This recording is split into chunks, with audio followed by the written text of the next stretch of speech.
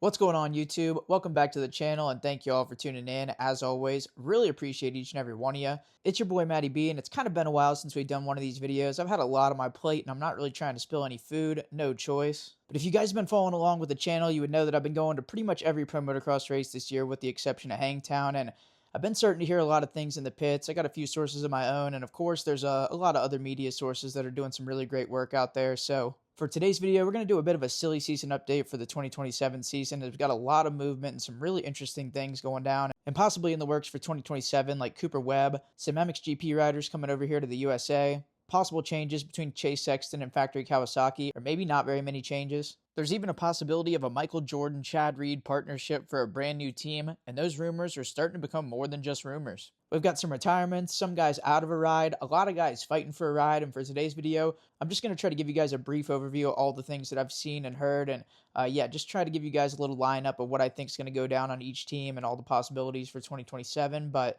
before we do all that, got to give a huge thank you and a shout out to the channel sponsors. They make these videos possible, so please do me a favor and go check them out, then we'll get into the video.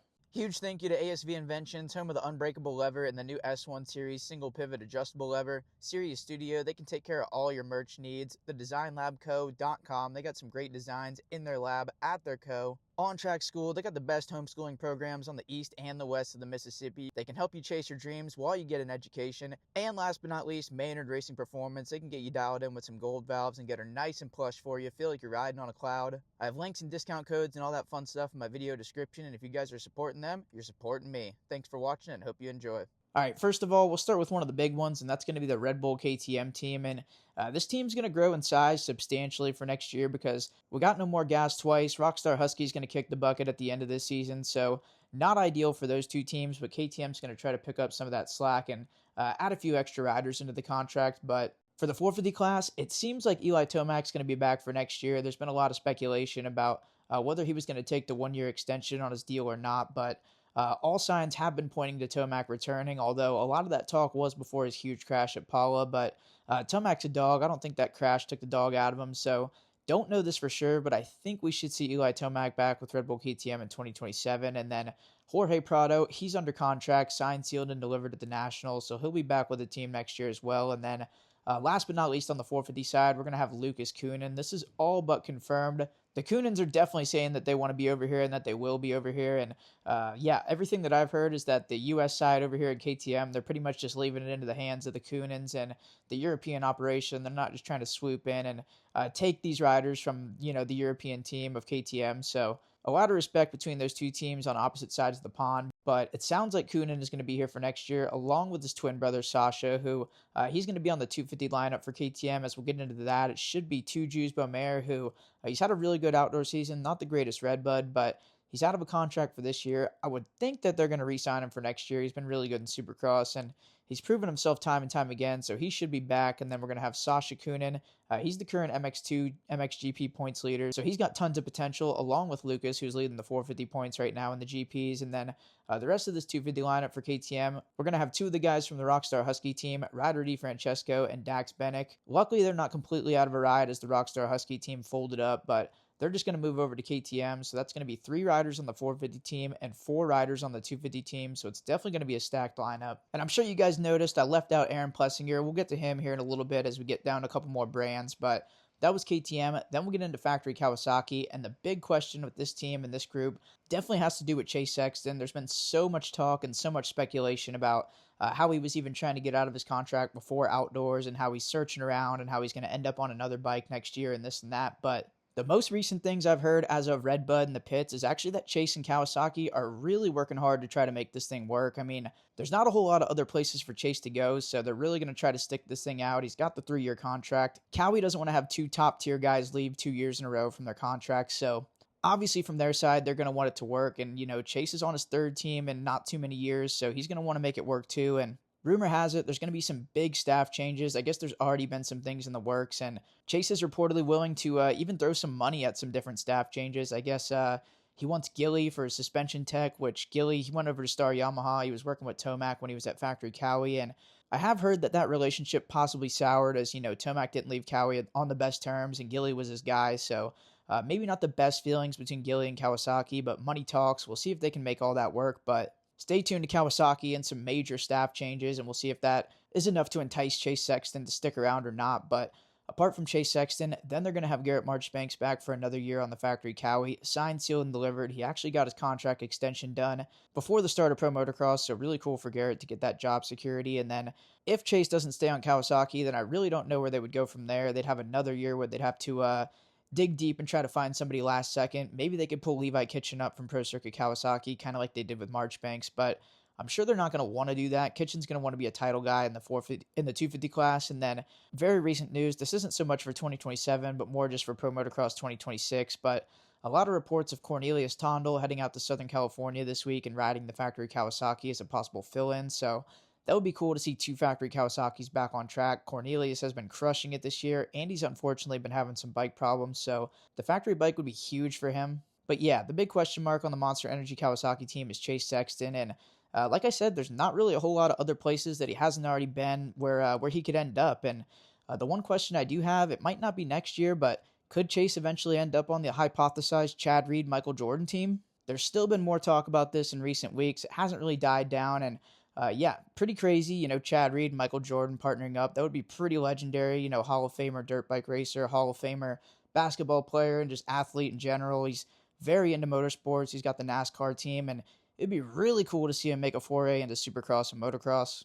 And when I first talked about this, it was really just, grasping at straws for rumors and all that. But ever since then, Chad's even talked about it in some interviews, talking about the return of 2-2 Motorsports. And he's even gotten a little bit specific, talking about how he's not just going to lease factory equipment and he's going to find somebody that's really willing to work with him and try to build something from the ground up that they can win on. And on top of all that, I know somebody that's actually been contacted about being a potential sponsor of the 2-2 Motorsports comeback effort. So not quite sure if that could happen as early as 2027. The wheels are really already in motion for a lot of these team moves and all that for next year. But for 2028, a whole nother year to work on it. I really think there's a good chance we could see Chad Reed and Michael Jordan team up for this team. But yeah, stay tuned for all that. I know I will be, but back to some teams that actually currently exist. Then we'll get into Pro Circuit Kawasaki, the 250 squad, and they've already got Seth Hammaker, Levi Kitchen, and Drew Adams. They all should be back for 2027, and Cameron McAdoo's out. We'll get to his landing spot shortly, and then the fourth spot, highly coveted on this Pro Circuit Cowie squad. We got Nick Romano vying for it, Enzo Temmerman vying for it. There's even been some people named like Pierce Brown, Jalik Swoll, Max Anstey, and several other riders that all want this fourth spot. So they should have 3 guys already signed, sealed, and delivered, but the last spot very well could be between a lot of different guys. Then we'll move over to Star Racing Yamaha, and they got 6 or 9 riders per class, and I say that, but they literally do actually have 6 or 9 riders in the 250 class at any given race. But on the 450 side, the big move for Star Yamaha is that Cooper Webb is vacating the team. No longer with Star Yamaha, as he'll be heading to Team Tedder Racing. And this is kind of a unique deal for Webb because, he's starting to get towards the end of his career. He doesn't really want to do pro motocross anymore, and Star Yamaha, they're committed for the full SMX series, Supercross, Outdoors, the playoffs, and all that. So Webb's not really into that at this point in his career. He wants to do World Supercross. He wants to be Supercross only, so Team Tedder's going to give him the freedom to do that, and he's going to have just a lot more customization to the program. He's going to be able to move back to North Carolina, and just a lot of things that I think are going to make Cooper Webb very happy and give him a bit longer of a career, get some more longevity out of him. So I think it could be a good move for Cooper Webb. The Team Tedder guys should be on Husqvarnas, so stay tuned to that. There should be a few more Husqvarnas on the track since the factory team no longer exists, but there should be several more support Husqvarnas out there, as we'll talk a little bit more about a few more of those teams as well shortly. But then the guys that are on Star Yamaha on the 450 side, as of now, it should just be Hayden Deegan and Justin Cooper. I think Deegan's on a several-year deal. I mean, they probably got him locked up from now till World War III, who knows? And then J. Coop, he just signed an extension, I think, at the beginning of Outdoors or end of Supercross, so he's safe for another year as well. And there have been some people hypothesizing that Chase Sexton could end up there if the Kawasaki thing doesn't work out. And yeah, honestly, not a bad call. Bobby Reagan, he's the Wild Wild West, the team owners. He doesn't even really care about a contract. He's probably already called Chase and hit him with the hard sell, told him he had a place for him in Tallahassee and everything. So that could be something to stay tuned, though. But as of now, that is just a rumor, just something that people have thought could happen if the Cowie thing doesn't work out. And then one more thing to think about regarding the Star Racing 450 program is Cole Davies. He's only like 18 or 19 years old, but he's already got 1 Supercross title, and if he wins another one next year, then he's already going to be on his way to the 450 class after that. So it's crazy how young he is, but they've already got to think about adding Cole Davies into that 450 contract. And then The 250 class, holy crap, buckle up because we got a lot of riders. We got Cole Davies, Cade Manier, Landon Gordon, Caden Dudney, and Carson Wood. They all should be safe. The young guns, I think they have their place at Star Racing from now till the immediate future. And then right now, I think it's the older guys that more have the question marks. We have Pierce Brown, Michael Moseman, Nate Thrasher. Not quite sure on the status of those guys. I did talk to Michael Moseman, and he said he's been pressing the team about getting an extension, and he thought it was looking good, so we'll see about that. But I haven't really heard anything about Pierce Brown or Nate Thrasher. I've heard actually more things about Nate Thrasher looking at other teams rather than him re-signing at Star. And then they had Max Anstie this year. He's out, and then there are some more rumors about actually Lala Turner going to Star Racing for next year. I would guess just to race the WMX series. WMX is on the come up. It's starting to get bigger and bigger.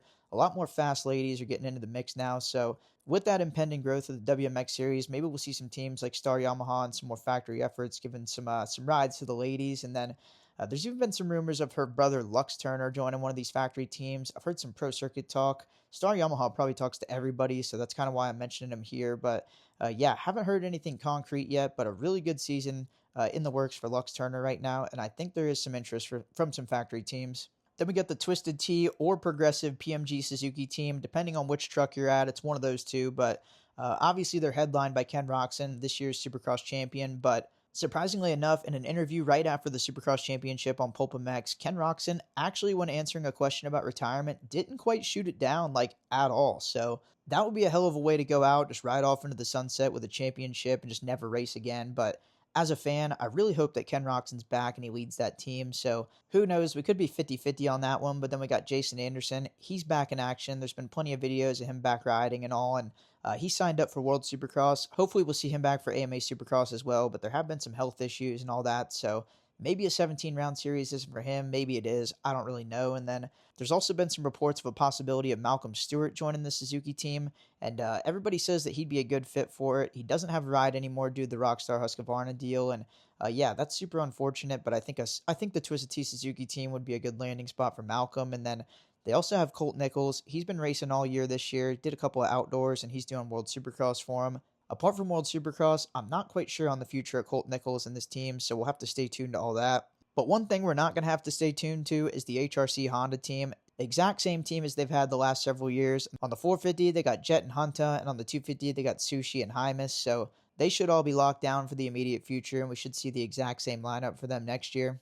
Then we got Troy Lee Designs Ducati, a new team. This is their first year with the effort, and reports are that Dylan Ferrandis had some accelerators in his contract, that if he met those, then he'd get another year. And I think people are saying that he's met those, so we should see Dylan Ferrandis back at Troy Lee Designs Ducati for next year. And then heavy rumors are that RJ Hampshire signed with the team as well for not even just 1 year, but a 2-year deal. So really cool for Rick James to land on his feet after Rockstar Husqvarna decided they were no longer going to take part in the National. And then their last guy that's on the team this year, Justin Barsha, not quite sure what he's going to be able to do because, right now they're a 2-man effort. So maybe they'll keep him around, make it a 3-man team. Maybe they won't. There's even been some rumors of Justin Barsha maybe going to the MXGP series.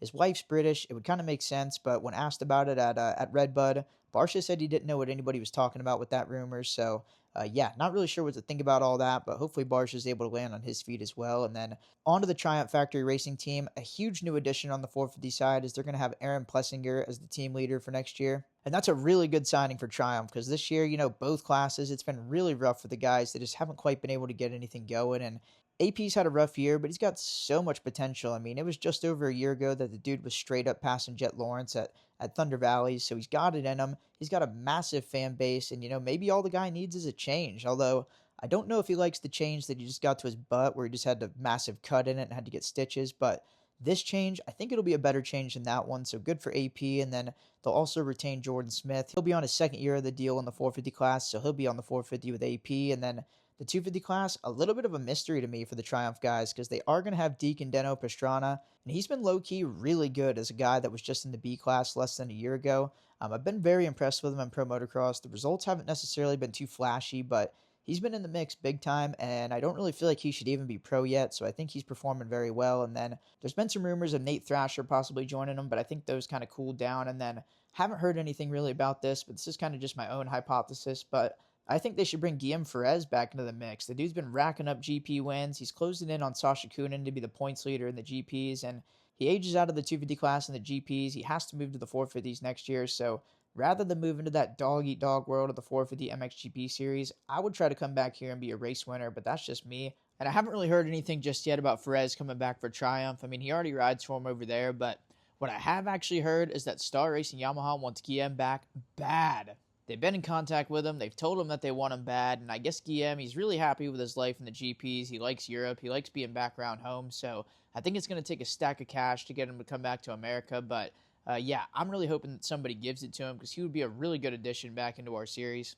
Unfortunately, Jalek Swoll has been told that he's out, so he won't be returning to Triumph. And then we just got the announcement yesterday. Austin Forkner is now retired, so I'm actually really happy for the guy. He gets to go out on his own terms, gets to walk away from it relatively healthy, and I put emphasis on the word walk because he's had some scary ones. So, yeah, for him to get out as good as he has, I would just take it and run.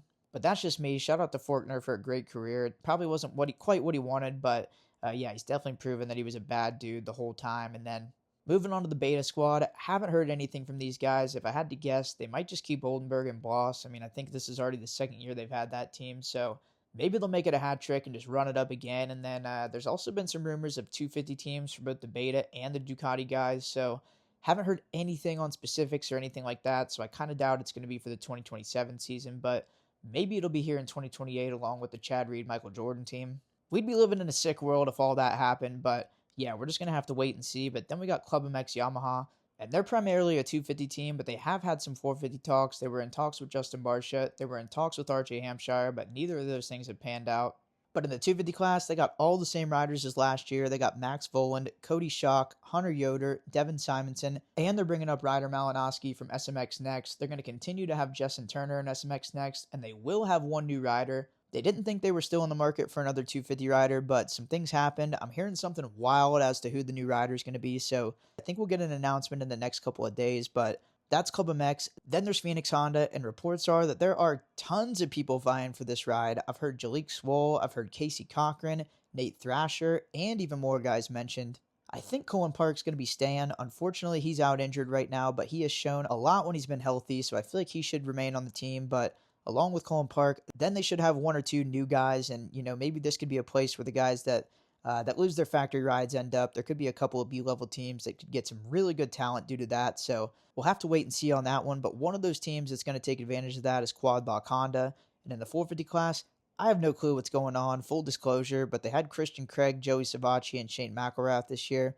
and I haven't heard of any other landing spots for those guys, so one would kind of think that it would be a reasonable assumption to think they could keep that lineup, and then in the 250 class, this was their big move. They've gotten Cameron McAdoo from the Pro Circuit Kawasaki squad. And I think this is a good move for both parties because for Cam, he's been on Pro Circuit for a while and he's kind of been on a rough run lately. He's gotten hurt several times and a few times it's even been due to bike issues. So you can kind of lose a lot of confidence really quick whenever that happens to you. And then I think this is going to let him do a bit of a different schedule as well, maybe some Australian Supercross and some stuff like that. And you can make really good money doing that off-season international stuff. So I think this will be a good move for McAdoo and the Quadlock Honda squad. And one more team that I really expect to take some big swings and take advantage of some of these factory guys that are losing their rides is the MX6 Kawasaki team, a new team for 2026, and they are throwing stacks of cash at the sport. We love to see it. But rumors are that they're going to retain one of their three riders that they currently have, and then they're going to try to get at least one or two new ones, and they're going to do West Coast Supercross, and then likely Pro Motocross. So definitely some big things in the works for the MX6 guys.